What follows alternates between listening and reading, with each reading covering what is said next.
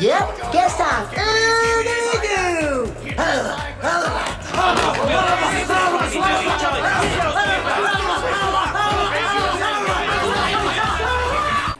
Hey guys, it's me, Zachary Flowers, also known as Zachary Flowers. Flower Babushka and Mana Grass Braid. Wind-up speed bonus reduced to 7% and 4% respectively.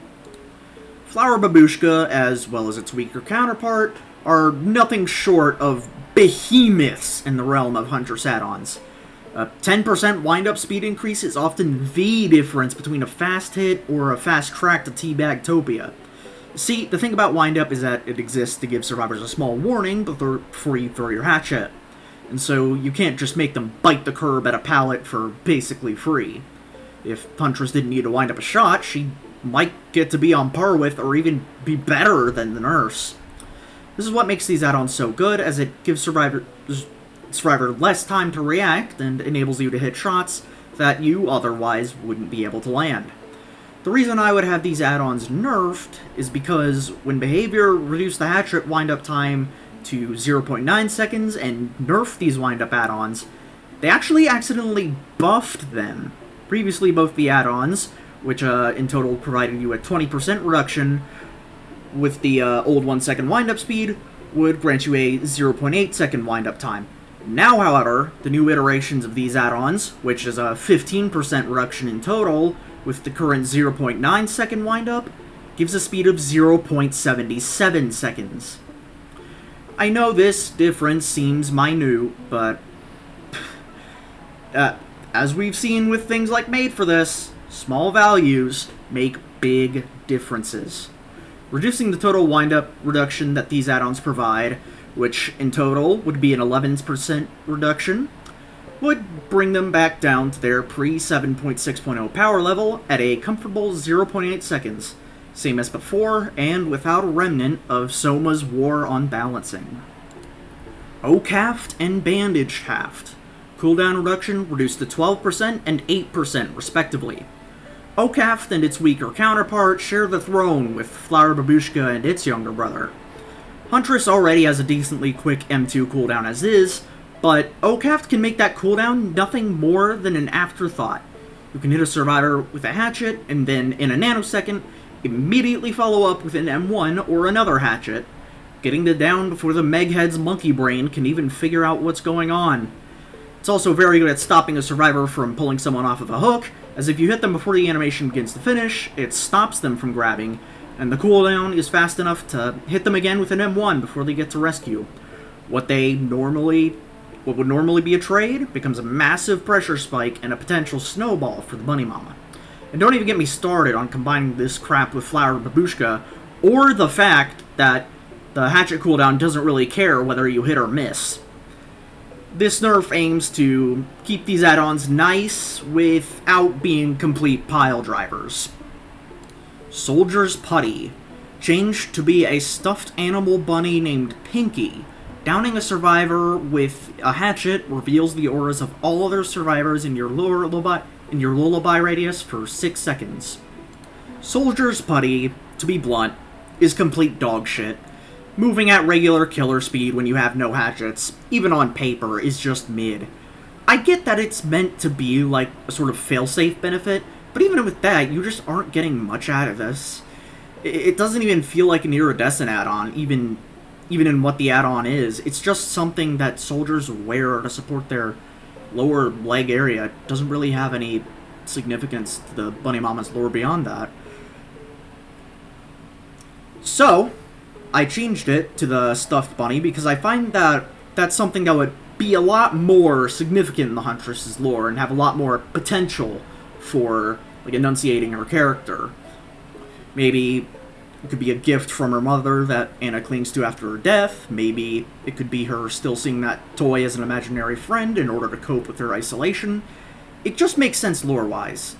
The other half of this add-on's iridescence would be its amazing, but not too powerful, effect of revealing auras within your lullaby radius on an M2 down. Basically a stronger version of Infectious Fright. The auras could be a representation of Anna's psychosis from being isolated for so long, Except the delusions of seeing people through walls aren't so delusional after all. Wooden Fox. Grants undetectable for 30 seconds after reloading at a locker. Survivors cannot perceive your lullaby whenever you are undetectable. And activating Wooden Fox has a cooldown of 60 seconds. Wooden Fox is a pretty nice but lacking add-on. For starters, you have a lullaby, which doesn't prevent stealth entirely, but it does make it a lot less viable. The lullaby is non-directional, but it still gets louder as you get closer to survivors. Once they figure out you have an undetectable thing, they will be listening pretty closely to your lullaby, and then keep looking around, and then bolt once you get there.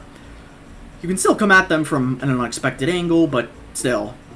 The other thing is that the undetectable kicks in at the start of the reload animation, which cucks you out of 3 seconds of value. It is just a nitpick of mine, but I'd rather it start after instead of at the start.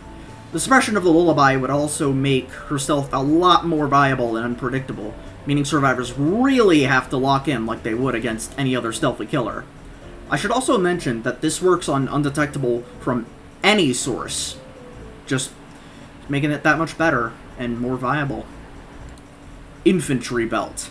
Changed effect. Kicking a generator fully reloads 3 hatchets, rarity reduced to green. Infantry Belt, as it is now, it's just stupid.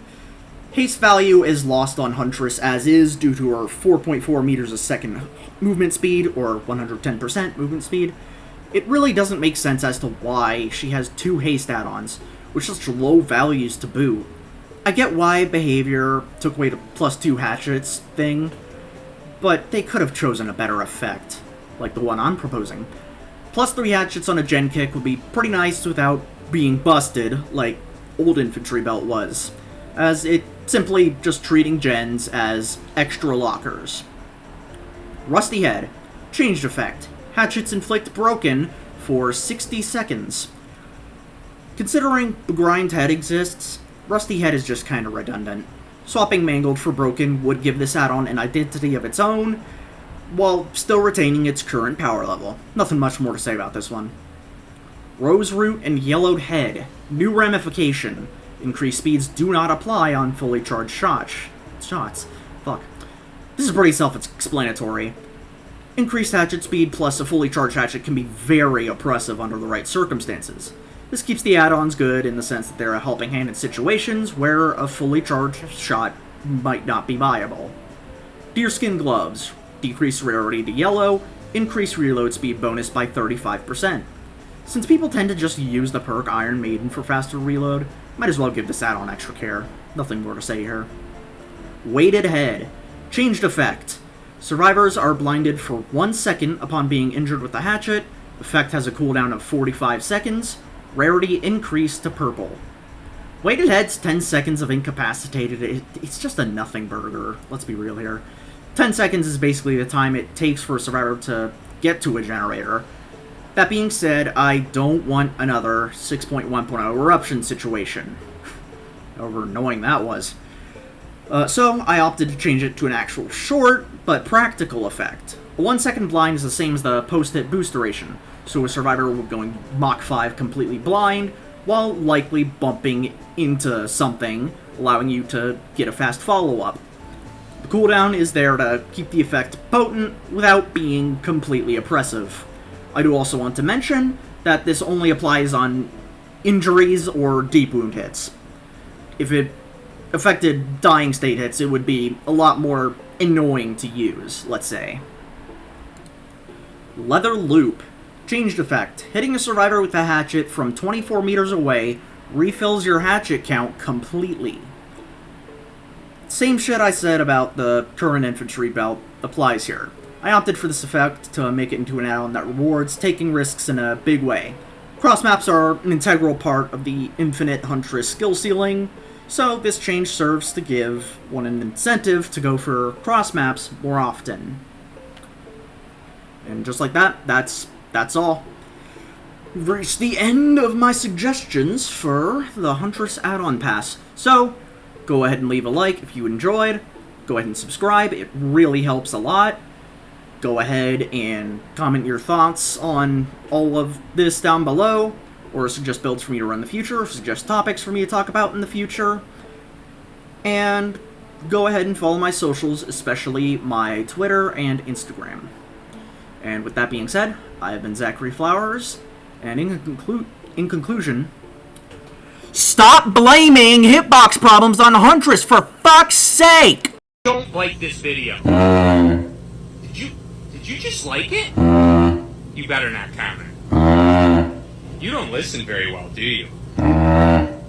Did you just share it?